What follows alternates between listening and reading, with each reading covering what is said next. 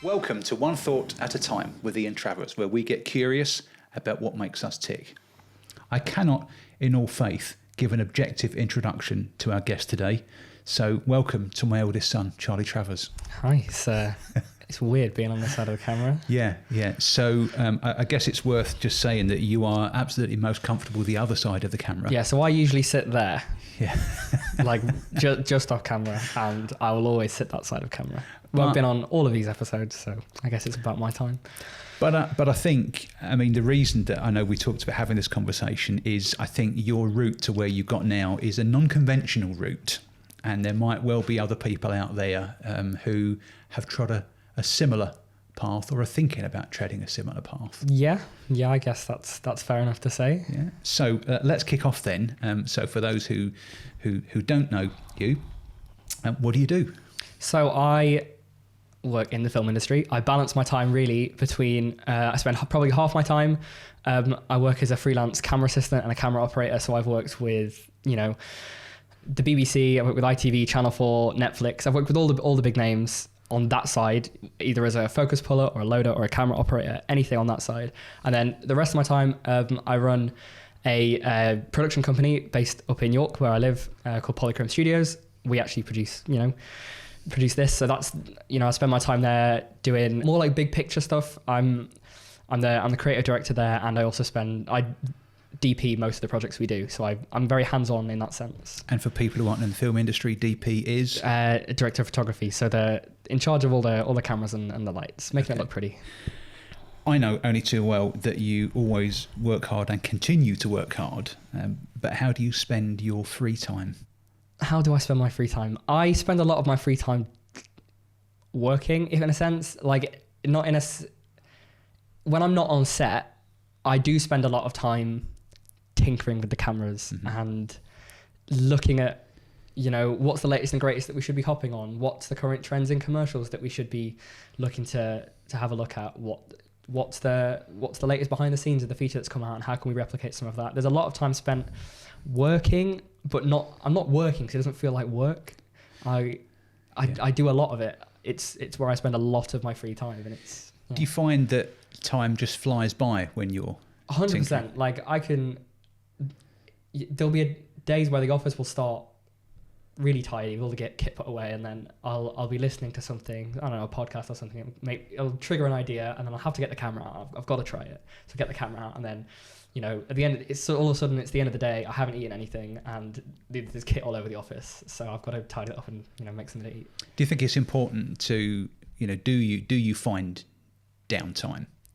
I choose to spend a lot of my downtime tinkering, because at the end of the day, me tinkering with what is the best place to put the microphone on our camera over there, that's not earning us any money.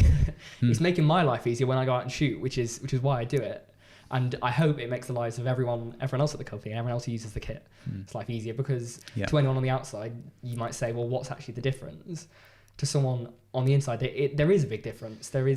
It's very different working on, a commercial with Warwick Davies to this podcast. It's still the film industry, but it's different. So I like to think that I can take the things I learned from being a camera assistant and working with, director of photographies who've worked on, all the big things, these people with loads of experience, and take what I can from every one of those jobs and bring it back into the company. And, how can I adapt that into my own work? How can I make the camera operators' lives easier? How can I make the editors' lives easier? How can we just make it run more smoothly? What can I take from a big production with loads of experience to our little, production company in York?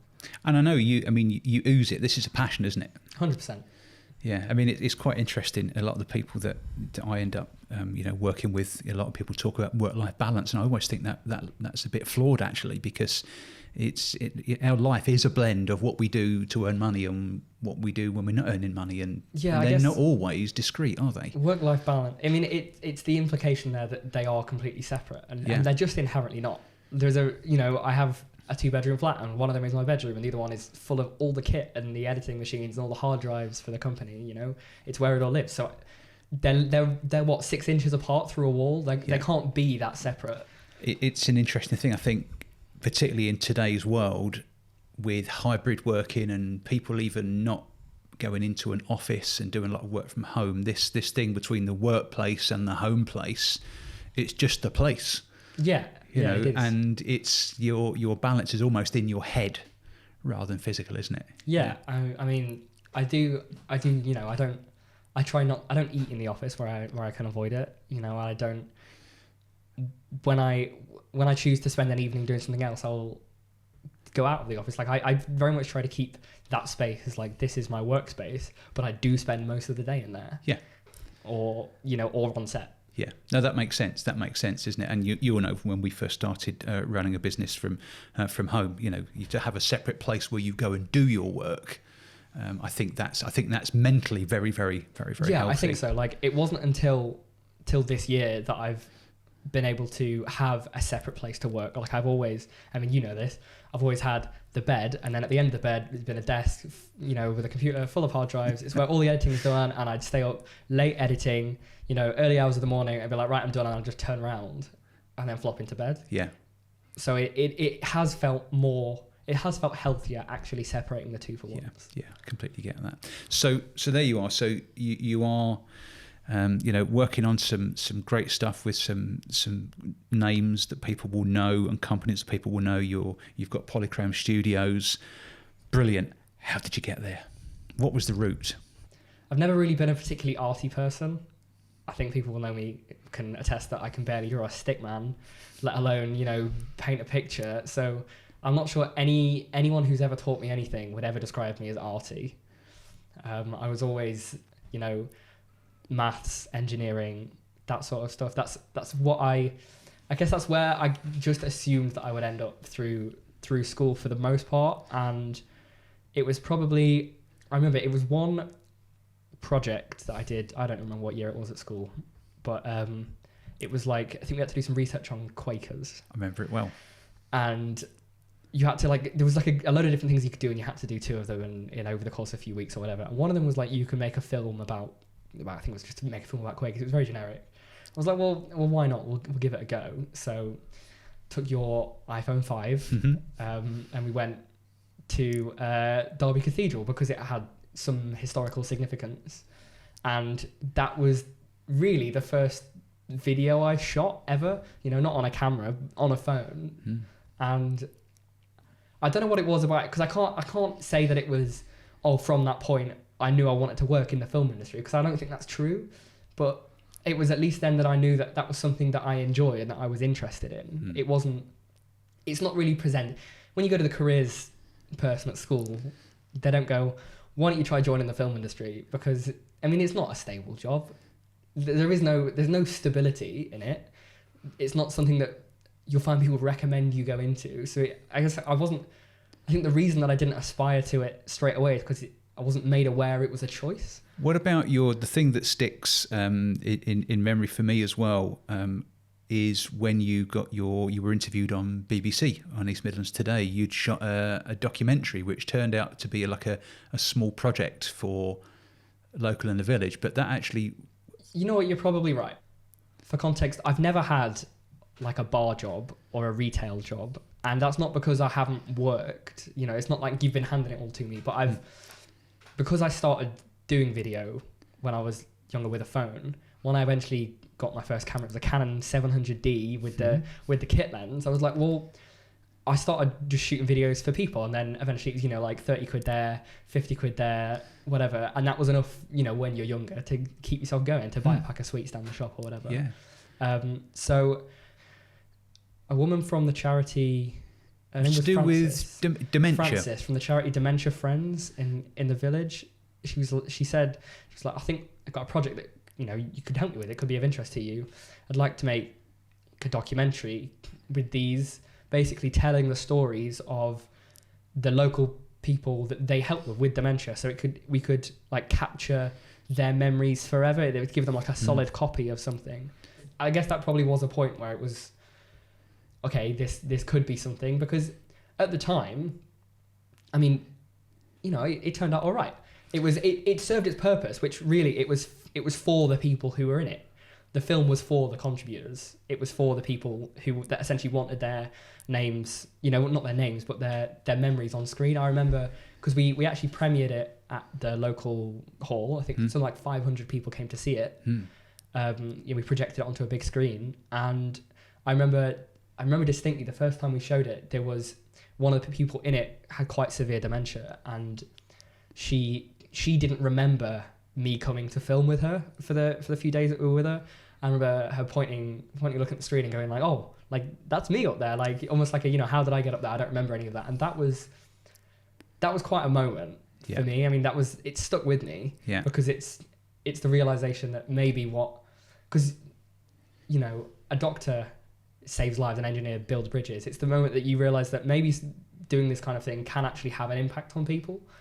I remember there was a sentence, you may or may not remember saying it, when you were being interviewed by the BBC, and I think it went something like it was about the power of creative media and that everyone's got a story to tell. I do think everyone does have their own story. They've got something to say. You can learn something from everyone, which is, I think, documentaries have been of interest. That was the first feature anything I worked on. I really wasn't ready for it, and we're now at the moment working on another massive documentary project, and I still don't think we're quite ready for it. So maybe I was. It's the time. You just got to do it. Like if the documentary opportunity came my way, if the opportunity for that project came my way, I wasn't going to say no, because then I'm gonna get it. It's interesting because as you'll know from being the other side of the camera, we've had many guests on this podcast, and there is a theme here about this grasping the opportunity as it came past, and words like I never thought I'd, or I wasn't ready, but then you do it and suddenly stuff happens. Yeah, I don't know. I'm not sure you have to feel ready for something. Sometimes you can just do it. If it comes your way, what's the worst that happens? It all goes wrong. It's a learning opportunity. We move on, do it again. And I think there's a tension as well. I think if you're always, how would I phrase this? If you're always not quite sure you're ready, it kind of puts you at your best place, doesn't it? It just puts a little bit of positive tension there. So you try harder, you push yourself harder. And that's maybe how some of us grow. Yeah, I mean, I've worked on loads of stuff, and I can't say there's anything that I've worked on where I haven't been, partly sleepless the night before and anxious the morning of, and you turn up and it takes you 5-10 minutes just to figure out, what is your relationship to the focus puller going to be like? What's the relationship to the director of photography going to be like? What, and then it takes you 5-10 minutes and you go, you know what, actually, I do kind of know what I'm doing here. Yeah. So it's all okay. If you don't push yourself and you don't have that thing that you aspire to, then you will never have experienced imposter syndrome. Yeah. I'm maybe I'm not worthy, maybe I'm not the right person. Well, you must be, because you're making lots of people happy. So I mean, it doesn't. I don't know. I feel like I'm at the point where it's. I get imposter syndrome on almost every project, but it doesn't particularly matter because it's like I'm there. Well, I'm there now. I'm not going to turn around and go home. That would be ridiculous. No. So I mean, because there's only one time I've ever done that, which is I got to a few days before a project and I pulled out because I didn't feel like I was ready for it. You felt that was a step too far? Yeah, in retrospect, I mean, I probably could have done it, but it was at the time, I was like, there's absolutely... I didn't want to go and make a fool of myself, so I said, sorry, but you have to find someone else. How did you know that it was going to be film, do you think? I can't say there was one significant moment where it was like, huzzah, this is when I'm going to go and do film, or, I didn't have an inciting incident, it just happened. After doing a few, you're like, oh, maybe I quite like this, and then you make a few more films, and you go, oh, maybe I am all right at this, and then you make a few more, and you go, oh, actually, I don't know what I'm doing at all, but I enjoy it. I love doing it most of the time. No, that's a lie. I love doing it all the time, even if it is going wrong, or even if it's a crap project or whatever. But yeah, I mean, there wasn't this is the moment. It just kind of happened, and I try not to think about it too much. I'm just going to keep letting it happen and see where it takes me. So there was a time years ago where I know when you were doing some of your earlier projects, and there was very much I have to do it. You know, I have to do it. I can't have anyone else doing it. That's not the case now. I think you really you value and have built a team around you. Do you think there's anything around that maybe you would reflect on? I'm not a particularly trusting person, just overall, and it's not always the most helpful position to take, but I tend to initially take a position of skepticism with new people and new things. So yeah, you're right. A few years ago, when it was just me and I was making videos for people, I wouldn't dream of handing off the edit to someone else, or letting someone else deal with sound, or letting someone, God forbid, let someone else touch the camera and operate the camera for once. Like, that would never have happened, because it was like my thing. So I didn't want it to get messed up out of my control. I wanted to be in control of it all. And I do definitely still retain some of that. Like, I always, you know, there's a team of us now, you know, Polychrome is 4 people. And when you work on a set, you know, that can be, you know, 10, 15, 40, 50 people or more, you know, depending on what you work on. And it's like you recognize that, okay, maybe there are people better at this than you. And it's not that I ever thought I was the best at everything, but I think, you know, I grew up in, you know, a little village, and I went to a school in a town in the Peak District. There wasn't anyone else who was interested in this or did this. So if I was handing anything off, I knew it was going to go worse because there wasn't anyone else who cared about it. Whereas then moving away and seeing, you know what, there actually are other people interested in the same thing. That's where it was. I think I just needed to see that the other people cared about it like I cared about it, because it was if I couldn't tell that they cared about it the same, then I was skeptical. Yeah. And you do, and that comes across in everything that I've seen you do for certain. Is you care. It has to be right. You know, it has to be Charlie's version of right. But that's the creative piece, isn't it? Because you know you have in your mind, you know, whenever there's a project, you must go through a thought process where you are just the creative piece coming out, isn't it? Yeah, I mean, I feel like I'm quite often running at like 1,000 miles an hour, as you know, as I'm sure you know, and I'm sure anyone who's worked with me in Polychrome knows that I can like jump ahead of myself a little bit.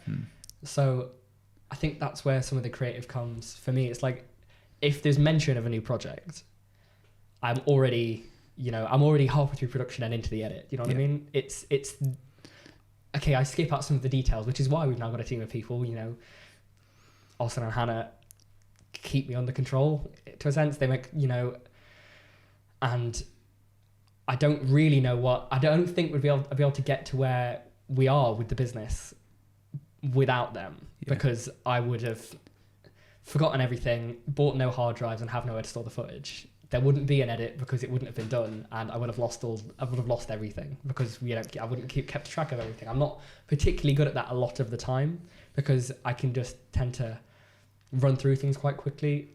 I remember I used to be big into maths at school. Maths was like my subject until we got to film. Maths was like my subject, and I was quite good at it. You know, I was, you know, near the top of the class for maths, but when it came to you used to have to do mental maths problems, and it would be a sheet of like 20 or 30 questions, and there would be a tape that read out the things to you, and then you would have to just answer it. There was no room to do workings out, so you just had to do it in your head and write it down before it got to the next one. And I never ever had any issues at all working out the answer and getting something down on the page, because I'd have ran through it. My head just ran through it all. But I think there might have been only one time, if any, that I ever got full marks, and it wasn't because I didn't know the answer, but I don't know, maybe it's arrogance. I would just do it, like, done, and then move on. And when you're moving that quickly, you don't sometimes spot the mistakes there, which is why I think it's so important that we have a team around us, because there are countless times where I would have messed something up. But like, here we go, a little bit of podcast insider. I'm not sure you know about this. There is one episode of the podcast. So we shoot this podcast with 3 cameras. There's 1, 2, and 3 over there. And there is one episode where there are only 2 angles, right? And it was an episode that it was the only episode of this podcast where I've not had anyone down with me because we had to shoot it last minute. And there's no wide camera in that. And it's because in trying to rush and get all this done by myself, I didn't notice that the wide camera could actually see both of the others. And you couldn't see, you couldn't make out either of the guests because the camera stuck out in front of them. Right. And like, that's the kind of stuff that you can't keep making mistakes like that. That's why we always have at least 2 of us here to do this. You know? So the learning there is, I suppose, it's about having a team that you trust. Yeah, and I do. I have full faith in everyone. Yeah. Everyone here at Polychrome, and it's always nice when you go on a job with the people you know that you can trust to do what they do well. Yeah, and did you? It's an interesting word that I obviously use quite a lot. But did you believe you could do it? That's a tricky one. I didn't. I think what is it? You know, like I don't. I have a very strong want to just keep doing it. There isn't. I don't have a plan B. There isn't an accounting degree on the side where if all this fails, I'm going to go and work in the accounts department or get a desk job. There isn't a plan B. So I guess you could call it a belief it's going to work out, or have I just put myself in a position where I actually don't have an option other than for it to work out? Hey, either of that works, doesn't it? It works, you know. I don't have an option other than to make it work. It's interesting. Again, it's a theme that comes up with previous guests. You know, we don't all have this great big mapped out plan because life often doesn't pan out that way. But to have a mind of what you enjoy about the process, you know, and it's keep doing what you enjoy, I guess. Yeah, I can't say that at any point I've known what I've been doing the next year. It's changed very quickly because it's gone from, you know, there was one year in school where I'm going to go to uni and do maths, to the next it's like, okay, maybe I'm interested in film. Then, you know, a year or 2 later, okay, I don't know how you ended up doing this, but you're working for a production company in Leeds. How's that happened? And then if you'd asked me while I was there, you know, just at the start of that job, if you'd asked me, oh, do you think you're going to leave next year? I was like, well, why would I leave? I love it here. And then I left and then started Polychrome, and I was like, cool, that's great. And then if you'd have told me when I was working at Superla, it's like, oh, by the way, did you know you were going to drop out of uni as well? It's all changed very quickly. So I guess I haven't quite got to a point where it's all settled and I can look back. I'm not a very reflective person in general. I don't tend to look backwards. I just tend to keep running in the same direction. So didn't Walt Disney say something like that? Keep moving forward. Yeah, something like that. Meet the Robinsons, I think.